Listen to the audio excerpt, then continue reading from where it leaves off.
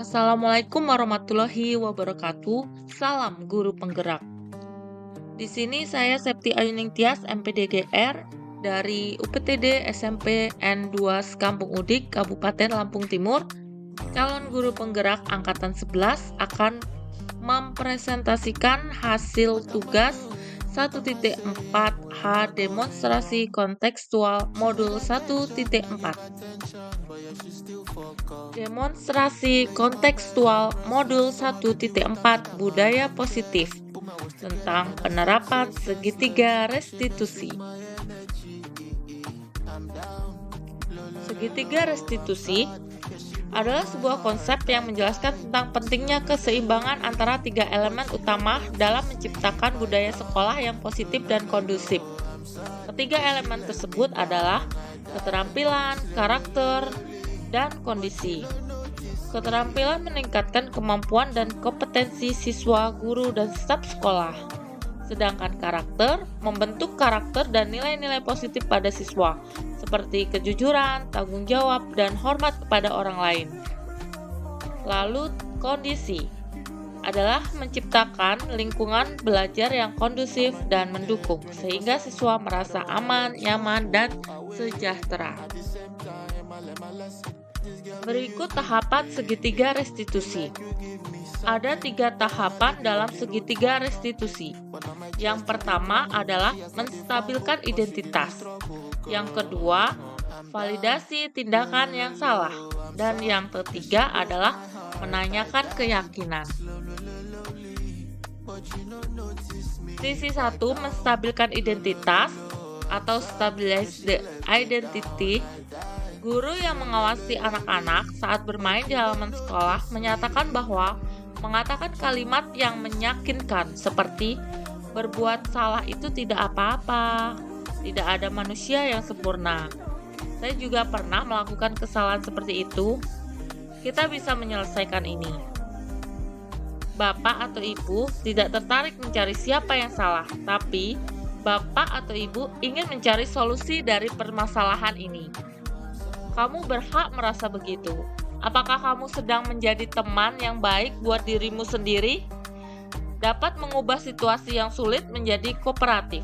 Hal ini karena ketika seorang merasa sedih dan emosional, mereka tidak bisa mengakses bagian otak yang berfungsi untuk berpikir rasional. Saat itulah ketika kita harus menstabilkan identitas anak, sebelum terjadi hal-hal lain yang bisa memperburuk keadaan.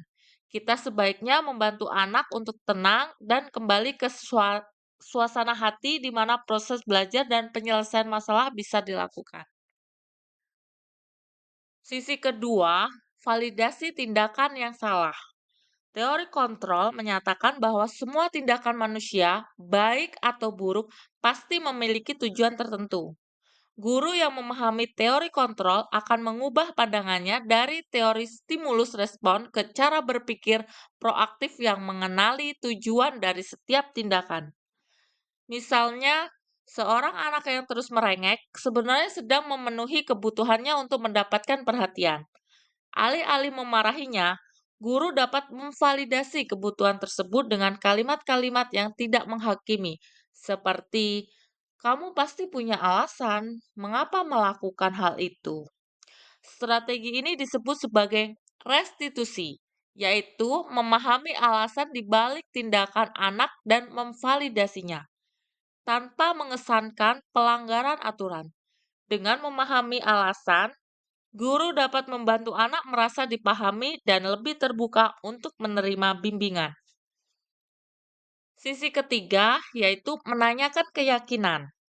Teori kontrol menyatakan bahwa anak termotivasi secara internal. Anak akan termotivasi jika mereka telah mencapai identitas sukses, langkah 1, dan perilaku yang salah telah divalidasi, langkah 2. Untuk membantu anak mencapai kedua hal tersebut, guru mengajukan pertanyaan yang menghubungkan keyakinan anak dengan keyakinan kelas atau keluarga seperti 1.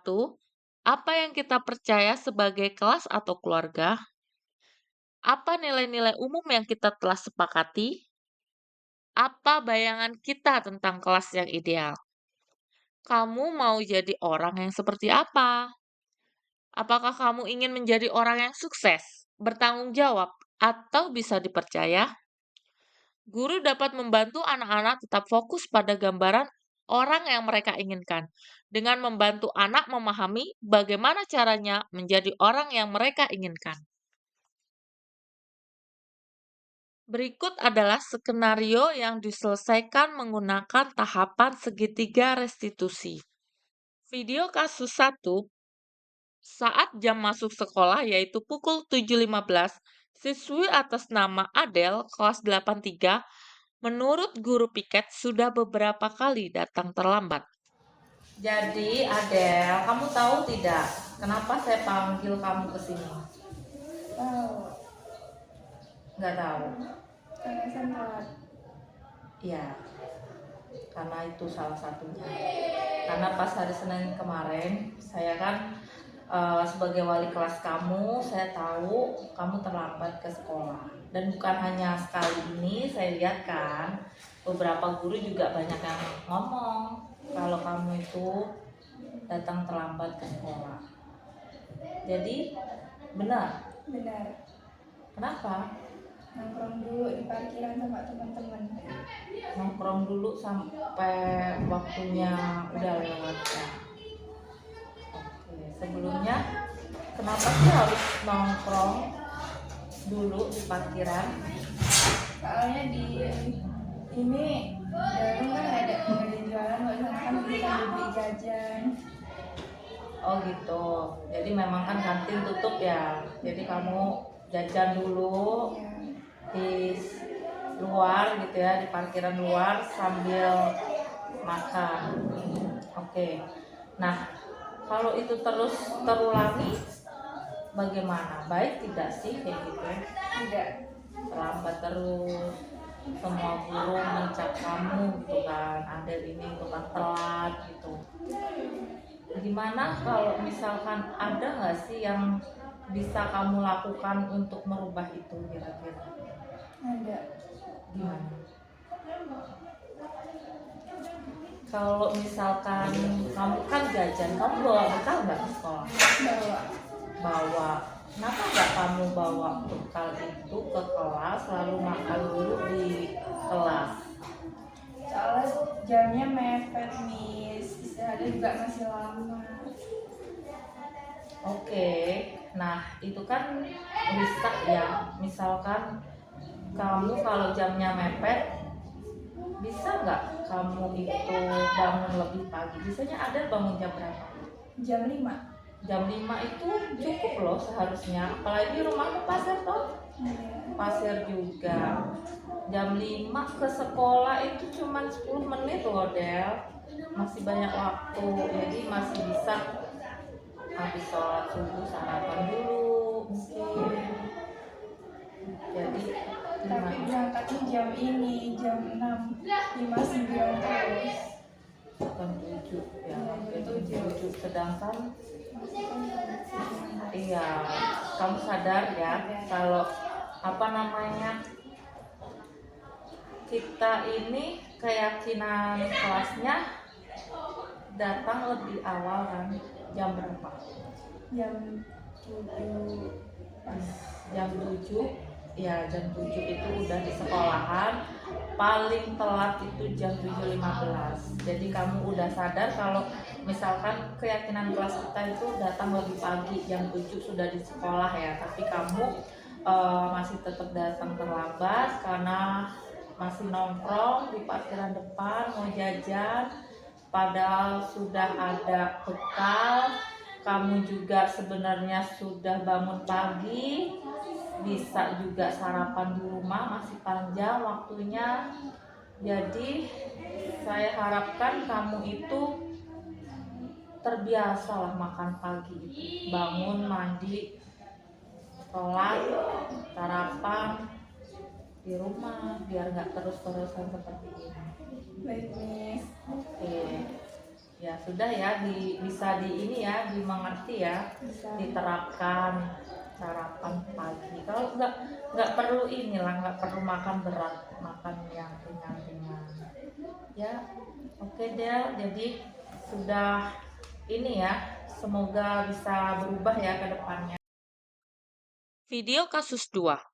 Saat jam pelajaran bahasa Inggris, siswa atas nama Zidan, kelas 83, sudah beberapa kali tidur di kelas. Zidan, Zidan anak Miss Septi yang ganteng, sebagai wali kelas sebagai wali kelas Zidan, Miss Septi kan panggil Zidan ke sini. Zidan tahu nggak kenapa Miss Septi panggil? Tidur di kelas, Mas. Tidur di kelas, pelajaran bahasa Inggris, Zidan sering tidur di kelas ya. Iya, Mas. Dan Miss Septi juga dapat laporan dari guru lain kalau jam terakhir itu Zidan juga sering tidur di kelas. Kenapa sih Zidan bisa sering tidur di kelas gitu? Nggak pernah tidur, Mas, kalau malam di main game. Nggak pernah tidur kalau malam. Iya. Kamu main game itu dari jam berapa? Dari jam 8 sampai jam setengah 2. Sampai jam setengah 2. Main game apa? Mas. Sendiri main. Sama teman. Jadi main sama teman itu dari rumah masing-masing atau ngumpul? Dari rumah masing-masing. Oh, jadi kayak main bareng gitu ya online. Oke, sampai jam 2. Terus habis itu nggak langsung tidur? Enggak, Mas. Begadang. Itu terus-terusan kayak gitu ya? Iya, Mas. Orang tua kamu tahu nggak kamu kayak gitu? Enggak, Mas. Nggak tahu. Nah, kalau misalkan tahu gimana sih, Dan? Dimarahin, Mas. Ya, dimarahin. Enak nggak kalau dimarahin? Enggak, Mas. Ya, jadi apa namanya Zidan? Kalau di kelas itu kamu selalu ketiduran, kamu kan ketinggalan pelajaran kan? Kamu ditanya tugas nggak ngerti tugasnya apa.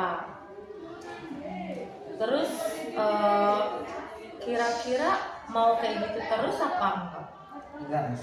Kalau enggak, kira-kira kamu mau gimana? Solusi yang bakal kamu lakukan? Tidurnya lebih awal, Mas. Enggak keterusan main game. Iya. Kamu pernah nggak tidur lebih awal? Enggak bisa. Tidurnya malam terus ya? Iya. Ya, jadi kamu tadi tahu seharusnya tidurnya lebih awal. Miss Septi aja tidur jam 8. Ya pernah sih memang kalau tidur lebih larut itu bakal bikin kita kesiangan gitu kan, karena jam tidur itu kan berkurang, seharusnya 5 jam 8 jam itu jadi berkurang gitu, jadi ya namanya kurang, jadi minta cari tambahan kan, kamu tidur di kelas, jadi itu nggak baik ya sih kan, itu bikin kamu ketinggalan pelajaran, kamu harus rubah, apalagi udah mau kelas 9 gitu kan. Nah jadi kamu tadi mau bangun, mau tidur lebih awal ya, Iya, Mas. benar ya? Benar, Mas.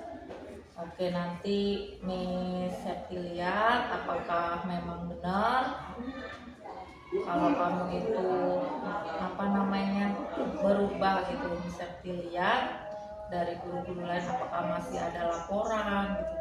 Kamu sadar nggak kalau di kelas kita itu kita kan punya keyakinan kelas bahwa siswa itu harus mengikuti pelajaran dengan baik gitu kan, Ada. ya kan? Keyakinan kelas kita selain itu apalagi sih Zidan? Peraturan keyakinan kelas Mengerjakan tugas. ya, mengajarkan tugas dengan tepat waktu ya. Nah kalau misalkan tidur di kelas kan ketinggalan, jadi nggak tepat untuk mengumpulkan tugas. Nah itu banyak hal-hal negatifnya daripada hal positifnya. Jadi ibu mohon nanti kamu bisa tepat mengumpulkan tugas dengan cara jangan tidur di kelas, dengan tidak begadang lagi. Ya, Ya. coba gimana? Bilang dulu dari hati kamu, bakalan berubah atau enggak? Berubah. Oke, Miss Septi pegang ya, nanti Miss Septi tagih apakah benar kata-kata Zidan ini. Iya. Ya, terima kasih Zidan waktunya sudah bersedia datang ke kantor. Ya, Ya. sudah masuk kelas dulu. Assalamualaikum warahmatullahi wabarakatuh.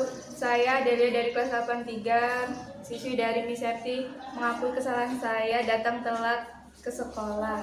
Saya berjanji bakal jadi lebih baik, tidak datang telat lagi setelah saya mendapatkan.